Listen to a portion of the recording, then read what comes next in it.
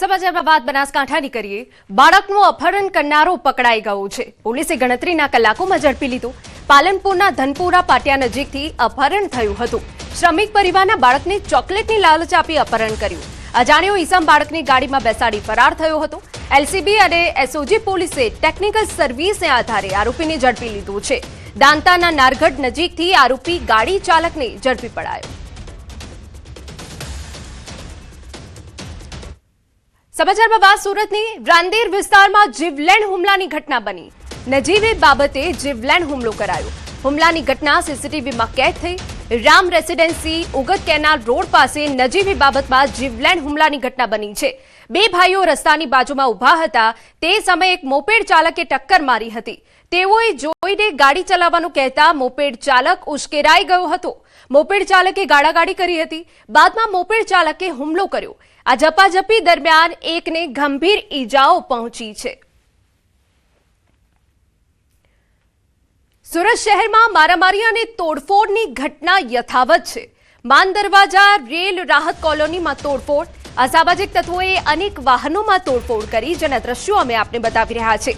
15થી વધુ અસામાજિક તત્વો ચપ્પુ તલવાર લઈ કોલોનીમાં પ્રવેશ્યા। અંગત અદાવતમાં હુમલો કરી ફરાર। સલાબતપુરા પોલીસે તપાસ આરંભી છે।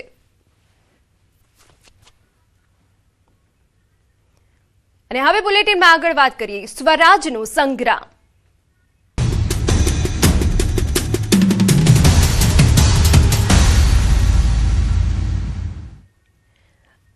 અમદાવાદ મહાનગરપાલિકાની ચૂંટણીનો જંગ। પ્રદેશ કોંગ્રેસે ઉમેદવારોને ટેલિફોનિક જાણ શરૂ કરી।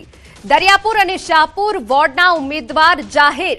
મોનાબેન પ્રજાપતિ, ઇમ્તિયાઝ શેખનું નામ જાહેર કરાયું। સમીરા શેખ શાહપુર વોર્ડમાં અકબર ભટ્ટીનું નામ જાહેર કરાયું। નામ જાહેર થતા ઉમેદવારોએ ઉજવણી કરી। તો અમદાવાદ મહાનગરપાલિકાની ચૂંટણીનો આ જંગ છે। પ્રદેશ કોંગ્રેસે ઉમેદવારોને ટેલિફોનિક જાણ કરી છે અને એક ઉત્સાહ દેખાઈ રહ્યો છે। દરિયાપુર અને શાહપુર વોર્ડના ઉમેદવારો જાહેર થઈ ગયા છે। મોનાબેન પ્રજાપતિનું નામ જાહેર થયું છે, તો ઇમ્તિયાઝ શેખનું નામ જાહેર થયું છે। સમીરા શેખનો પણ સમાવેશ કરવામાં આવ્યો છે। શાહપુર વોર્ડમાં અકબર ભટ્ટીનું નામ પણ જાહેર થયું છે। નામ જાહેર થતા ઉમેદવારોએ ઉજવણી કરી। અમારા સંવાદદાતા પ્રણવ વધુ વિગતે વાત કરવા જોડાયા છે। પ્રણવ, પૂરી વિગત। ચોક્કસ, કોંગ્રેસ પાર્ટીએ પોતાની પ્રથમ યાદી જાહેર કરી, ત્યારબાદ હવે બીજી યાદીની રાહ જોવાઈ રહી છે। ત્યારે કોંગ્રેસ કાર્યાલય તરફથી અનેક એવા ઉમેદવારો હતા કે જેઓને ફોનની જાણ પણ કરી દેવામાં આવી છે।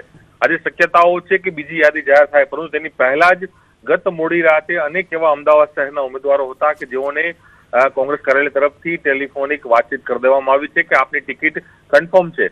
તેને લઈને દરિયાપુર અને શાહપુર જે વોર્ડના જે જાહેર થયેલા જે ઉમેદવારો છે તેઓએ ત્યાં શક્તિ પ્રદર્શન પણ કર્યું હતું। તેની અંદર દરિયાપુરમાં જે પ્રથમ યાદી હતી તેની અંદર નીરવ બક્ષીનું નામ જાહેર થયું હતું, પરંતુ બીજી અન્ય જે 4 નામો બાકી હતા તેને લઈને પણ કોંગ્રેસ પાર્ટી ગઈકાલે ટેલિફોનિક જાણ કરી દેવામાં આવી છે। ખાસ કરીને દરિયાપુર વોર્ડની અંદર મોનાબેન પ્રજાપતિ, ઇમ્તિયાઝ શેખ જે હાલ વર્તમાન કોર્પોરેટર છે તેઓને રિપીટ કરાયા છે। સમીરા યુસુફ શેખ તેઓને પણ હાલ પાર્ટીએ રિપીટ કર્યા છે અને મોના પ્રજાપતિ અગાઉ પણ કોર્પોરેશનમાં ચૂંટણી લડી ચૂક્યા હતા, તેઓને પણ કોંગ્રેસ પાર્ટીએ ટિકિટ આપી છે। એ જ રીતે શાહપુરમાં અકબર ભટ્ટી તેઓને પણ હાલ ટિકિટ ની જાહેરાત છે તે કોંગ્રેસ પાર્ટીએ ટેલિફોનિક કરી છે। બિલકુલ પ્રણવ, જોડાયેલા રહેજો। કોંગ્રેસની ટિકિટ વહેંચણીને લઈ કાર્યકરોમાં ગણગણાટ। ભાજપ આપ સાથે સંકળાયેલા વ્યક્તિને કોંગ્રેસે ઉમેદવાર કર્યો જાહેર। અમદાવાદના વટવા વોર્ડમાં કોંગ્રેસે સોએબ અલી રાજપૂતને ટિકિટ આપી। સોએબ અલી રાજપૂત આપ સાથેના જ્યારે તેમના પિતાના ભાજપના કાર્યક્રમના ફોટા સામે આવ્યા। શહેર કોંગ્રેસ પ્રમુખ સોનલ પટેલનું નિવેદન, છેલ્લા ઘણા સમયથી સોએબ અલી કોંગ્રેસમાં કામ કરે છે। જયરાજસિંહ વખતે એ જોડાયા હોય એવી અમને કોઈ માહિતી નથી અને એની સાથે ફોટોગ્રાફની જે વાત છે, કોઈ સોશિયલ ફંક્શનમાં, સામાજિક ફંક્શનોમાં લોકો એકબીજાને મળતા હોય છે, એ સમયના ફોટો તમને પોતાને ખ્યાલ છે કે ઇલેક્શન સમયે ઘણા બધા લોકો પ્લસ અને માઇનસ કરી અને પ્રચાર કરતા હોય છે, એટલે એને અત્યારે અમારે એ પોતે પ્રચારના કામમાં લાગી ગયા છે અને એક યંગ એ રિપ્રેઝન્ટેશન કરે છે, એટલા માટે અમે એમને તક આપી છે। અમારા સંવાદદાતા પ્રણવ જોડાયેલા છે. પ્રણવ, ભાજપ આપ સાથે સંકળાયેલા વ્યક્તિને કોંગ્રેસે ઉમેદવાર જાહેર કરી દીધા છે. આખો એ મામલો શું છે? ચોક્કસ કોંગ્રેસના કાર્યકર્તાઓમાં ગણગણાટ શરૂ થયો છે અને પ્રદેશ કક્ષાએ પણ રજૂઆત કરવામાં આવી છે કે વટવા વોર્ડના જે કોંગ્રેસે ઉમેદવાર જાહેર કર્યા છે પ્રથમ યાદીમાં શોએબ અલી જે રાજપૂત છે તેને લઈને વિરોધ નોંધાવવામાં આવ્યો છે કે શોએબ અલી છે તે આમ આદમી પાર્ટી સાથે જોડાયેલો છે, તો સાથે જ તેના જે પિતા છે તે ભારતીય જનતા પાર્ટીના કાર્યકર્તાઓ સાથે પણ જોવા મળી રહ્યા છે. તે પ્રકારના સોશિયલ મીડિયામાં ફોટા વાયરલ થયા છે. ત્યારે વટવાના અનેક આગેવાનોએ પ્રદેશના નેતાઓ સાથે રજૂઆત કરી હતી કે આ ટિકિટ વહેંચણીમાં ક્યાંક ને ક્યાંક ગડબડ થઈ છે. તે પ્રકારનો આરોપ પણ લગાડવામાં આવ્યો હતો અને અગાઉ પણ રામોલ હાથીજણ વોર્ડની અંદર પણ એક ઘટના જોવા મળી જે ભારતીય જનતા પાર્ટી સાથે જોડાયેલા રમીશ શેખ છે તેઓને ટિકિટ આપવામાં આવી હતી. તે જ રીતે વટવામાં પણ આવી ઘટના સામે તેને લઈને કાર્યકર્તાઓમાં ગુસ્સો છે. કાર્યકર્તાઓએ ફરી આ તમામ જે નામો છે જે પેનલ બનાવવામાં આવ્યું છે વટવાના 3 ઉમેદવાર જાહેર કર્યા છે તેને નામ દૂર કરવામાં આવે તે પ્રકારની માંગ પ્રદેશ કક્ષાએ કરવામાં આવી છે. બિલકુલ, આભાર તમામ વિગતો બદલ. સમાચારમાં વાત વડોદરાની કરીએ તો આપે ભાજપ કાર્યકરના પત્નીને ટિકિટ આપી. પાદરામાં આમ આદમી પાર્ટીએ ભાજપના કાર્યકરના પત્નીને ટિકિટ આપી. ભાજપના કાર્યકર નટવરસિંહ પઢિયારના પત્ની કાંતાબેનને ટિકિટ આપી. વંડુ જિલ્લા પંચાયત બેઠક પર ટિકિટ ફાળવી હોવાની વિગત. આપે જાણ બહાર ટિકિટ ફાળવી હોવાનો આક્ષેપ નટવરસિંહ પઢિયારે કર્યો છે અને ટિકિટનો અસ્વીકાર કર્યો હોવાની પણ વિગત.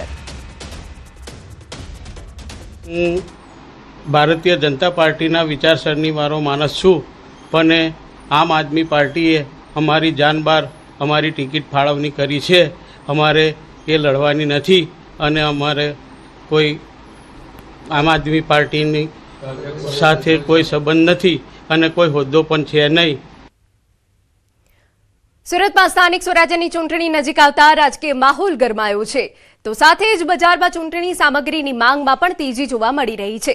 શહેરના વેપારીઓએ પહેલેથી ઝંડા, બેનર, ટોપી, સાડીઓ અને અન્ય પ્રચાર સામગ્રીઓનો મોટો જથ્થો તૈયાર કરી રાખ્યો છે. ભાજપ, કોંગ્રેસ અને આપ સહિત વિવિધ પક્ષોના સમર્થકો માટે અલગ અલગ સામગ્રી ઉપલબ્ધ છે.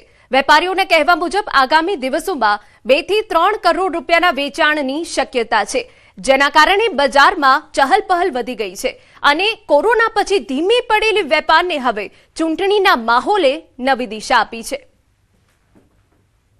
સ્થાનિક સ્વરાજની ચૂંટણીની જાહેરાત થતાની સાથે દરેક પાર્ટી પોતાના ઉમેદવારોના નામ જાહેર કરી રહી છે. ત્યારે જાહેર થતાની સાથે જ ચૂંટણી જે સામગ્રી છે તેની બજારમાં માંગ વધી છે. દુકાનો પર તેની વેચાણ થતાની સાથે જ હવે ગ્રાહકો પહોંચી રહ્યા છે. દુકાનોમાં અલગ અલગ પાર્ટીઓના અલગ અલગ મટીરિયલ રાખવામાં આવ્યા છે. દ્રશ્ય સીધા જોઈ શકાય છે કે સુરતમાં ભાજપ હોય, આમ આદમી પાર્ટીઓ તો કોંગ્રેસ, આ 3 પાર્ટીની સીધી ટક્કર થવા જઈ રહી છે. ત્યારે જે લોકો છે તેને આકર્ષવા માટે તમામ પાર્ટીઓના આગેવાનો અને તેમના કહી શકાય કે કાર્યકર્તાઓ ભાજપ કાર્યાલયથી લઈ અલગ અલગ જગ્યા પહોંચ્યા છે. ભાઈ પહોંચ્યા છે, આપણે સીધા એમની સાથે વાત કરીએ. આપનું નામ? વત્સલ કાકડિયા, અધ્યક્ષ ભારતીય જનતા યુવા મોરચો, વોર્ડ નંબર 4 કાપોદ્રા. અત્યારે અહીંયા આવ્યા છો, શું ખરીદી કરવા આવ્યા છે ને કેમ? સ્થાનિક સ્વરાજની ચૂંટણી છે. વોર્ડ નંબર 4માં ભાજપના ઉમેદવારી તરીકે જે નામનોની જાહેરાત નથી થઈ, પણ લોકો સુધી જે સાહિત્ય પહોંચાડવાનું છે, ભાજપનો પ્રચાર કરવાનો છે. આ વખતે ફૂલ બહુમતીથી વોર્ડ નંબર 4ને 4 કમળ અમારે મોદી સાહેબ સુધી પહોંચાડવાના છે. એટલે અમે અત્યારે ચૂંટણી પ્રચાર માટે સાહિત્ય લેવા આવ્યા છે. ये फैंसी आइटम है, ये सब पार्टियों के, आम आदमी का भी है तो कांग्रेस का भी है, बीजेपी का भी है, सब पार्टियों को मिलेंगे. समझ लो, साड़ी भी बनाते हैं हम, साड़ी भी बेचते हैं. तो ये सब आइटम जैसे शौकीन जो होता है कैंडिडेट के, नहीं यार मेरे को तो वार्ड में ये डिमांड है तो ये चीज लेके जाना, तो ले जाते हैं यहाँ से.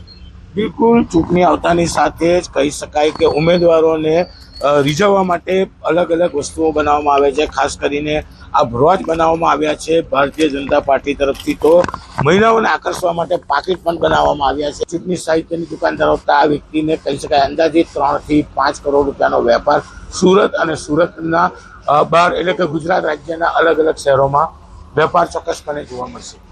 કીર્તેશ પટેલ, ન્યૂઝ 18 ગુજરાતી, સુરત.